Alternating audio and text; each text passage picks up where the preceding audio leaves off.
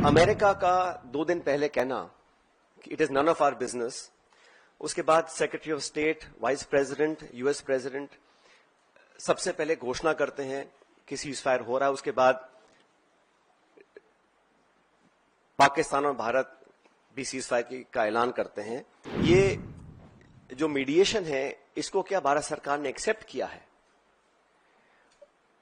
और किन कंडीशंस पे इस प्रकार की घोषणा अमेरिका ने करी है, ये बहुत बड़ा सवाल है। कितना गलत अमेरिका के राष्ट्रपति जी ने कहा कि हजारों साल पुराना ये मुद्दा है। वो भूल गए कि 76 साल पहले ये एक ही देश था, कोई मसला नहीं था। वॉशिंगटन से सीज फायर की अगर घोषणा होती है तो कई सवाल खड़े करता है। जब ये घोषणा मीडिया के माध्यम से, और मैं सिर्फ उन बातों को रखना चाहता हूं जो पब्लिक डोमेन में है, काफी कुछ ऐसी बातें हैं जो हम सबको जानकारी में नहीं है, लेकिन जो पब्लिक डोमेन में है उसको देखकर लगता है कि बहुत से सवाल खड़े हुए हैं।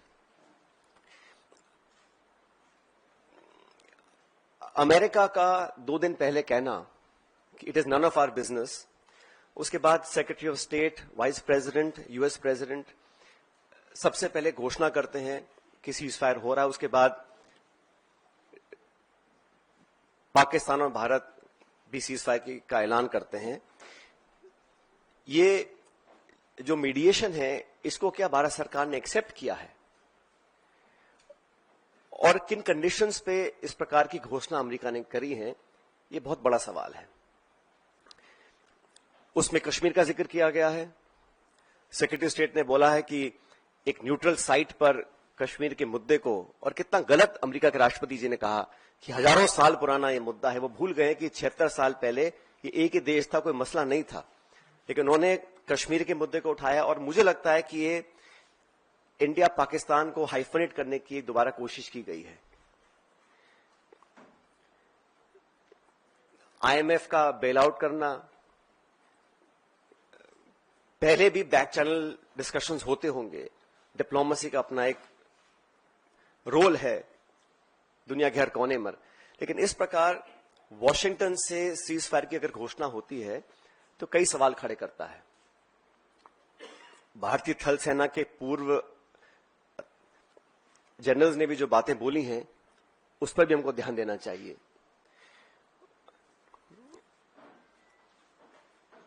मैं मानता हूं कि सीज फायर की घोषणा के बाद जो कल बॉर्डर पर लगातार वायलेशंस हुए, गोले दागे गए, ये उस विश्वसनीयता को खत्म करता है।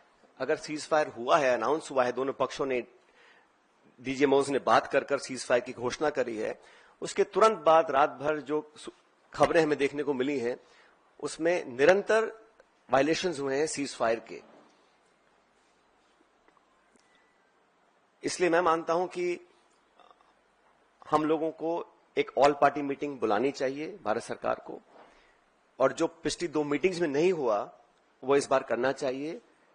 प्रधानमंत्री जी को इस ऑल पार्टी मीटिंग में आना चाहिए और पूरे देश को कॉन्फिडेंस में लेकर सभी दलों को, क्योंकि सभी दलों ने अपनी विचारधारा को परे रखते हुए समय पर भारत सरकार को संपूर्ण समर्थन दिया था, और जो ऑल पार्टी मीटिंग्स बुलाई गई उसमें प्रधानमंत्री जी नहीं आ पाए थे।